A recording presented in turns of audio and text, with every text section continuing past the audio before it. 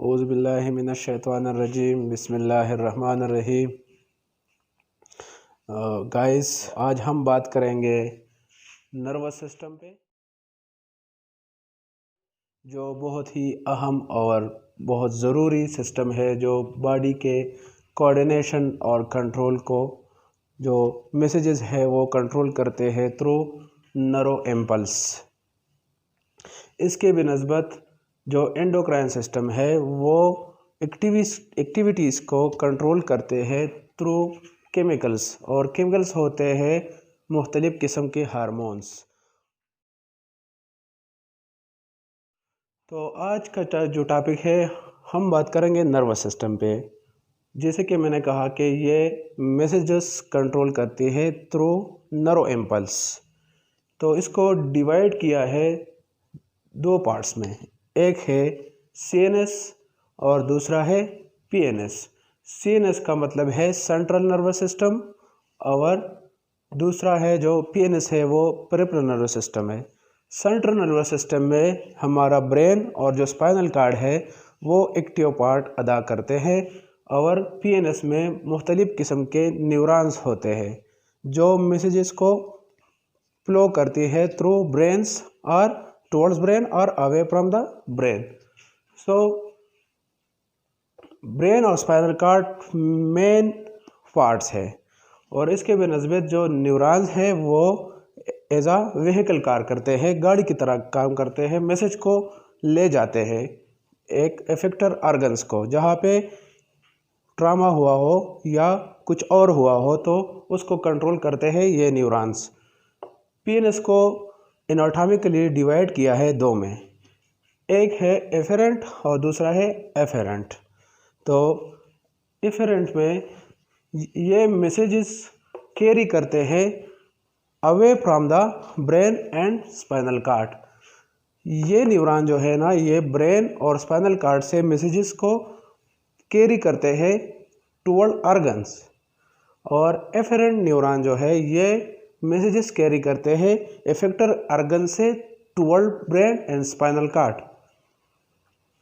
इसके बाद एफेरेंट को डिवाइड किया है दो में, एक है सोमैटिक नर्वस सिस्टम और दूसरा है autonomic nervous system.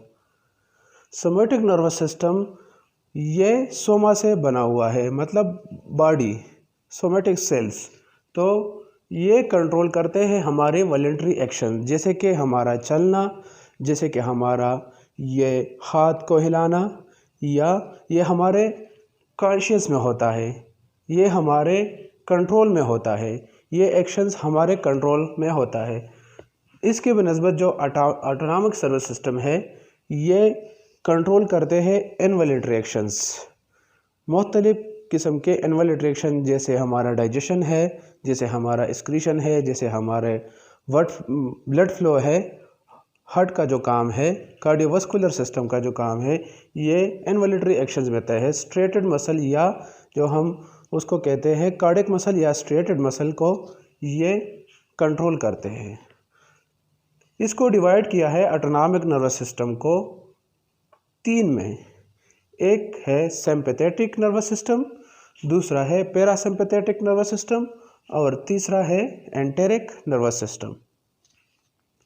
Sympathetic nervous system ये फाइट और फ्लाइट का जो सिस्टम है, मतलब वो कंडीशन को कंट्रोल करती है जब हम किसी वजह से डर जाए, या लड़ाई के दौरान जो सिस्टम एक्टिव होता है वो है सिंपैथेटिक सिस्टम। ये कंट्रोल होता है थोरेसिक और लंबर रीजन से, T1 और L2।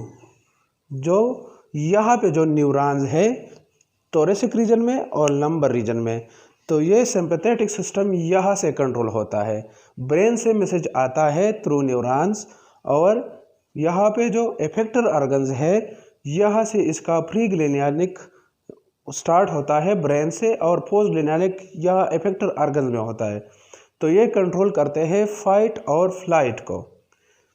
इसकी बनस्बत जो पैरासिम्पैथेटिक सिस्टम है इसके अपोजिट है, जो रेस्ट एंड डाइजेस्ट को कंट्रोल करता है। रेस्ट एंड डाइजेस्ट का मतलब है कि जब हम रेस्ट में होते हैं, या जो हम मेटाबॉलिज्म करते हैं या कोई और एक्टिविटीज़ करते हैं जो बॉडी के अंदर होता है, एक्सक्रीशन वगैरह, तो ये पैरासिम्पैथेटिक सिस्टम को कंट्रोल करते हैं। और ये कंट्रोल होते हैं कौन कौन से नर्व से? तो इसमें आते हैं cranial nerves, oculomotor nerves, vagus nerves, glossopharyngeal nerves और नर्व्स जो सैक्रल रीजन से निकलते हैं। तो ये कंट्रोल करते हैं पैरासिम्पैथेटिक रीजन। अब तीसरा है एंटेरिक, इसको हम ब्रेन ऑफ द गट भी कह सकते हैं। ये कंट्रोल करते हैं कौन कौन से नर्व्स यहाँ से निकलते हैं, जो जीआरटी के हैं, मतलब digestive system, gastro intestinal tract के जो नर्व्स है, पेनक्रियाज है, और इसके साथ जो गॉल ब्लैडर है, इसको कंट्रोल करते हैं ये एंटेरिक नर्व्स, न्यूरॉन्स। सही हो गया। अब जो न्यूरॉन स्टार्ट होते हैं ब्रेन की तरफ से, तो उसको प्री गैंग्लियनिक रीजन कहते हैं या प्री गैंग्लियनिक होता है, फिर उसकी न्यूरॉन की बॉडी होती है, और लास्ट में पोस्ट गैंग्लियनिक पार्ट होता है। जब ब्रेन और स्पाइनल कॉर्ड से स्टार्ट होता है तो उसके बॉडी जो है ना वो छोटी होती है, लेकिन उसका प्री गैंग्लियनिक छोटा होता है और बॉडी लंबी होती है। और पोस्ट गैंग्लियनिक जो इफेक्टर ऑर्गन है उसके साथ सेलेक्ट होता है, और इसको न्यूरो ट्रांसमिशन भी कहा जाता है। ये थ्रू न्यूरो ट्रांसमिशन ये मैसेज कैरी करते हैं ब्रेन से इफेक्टर ऑर्गन को और इफेक्टर ऑर्गन से ब्रेन को।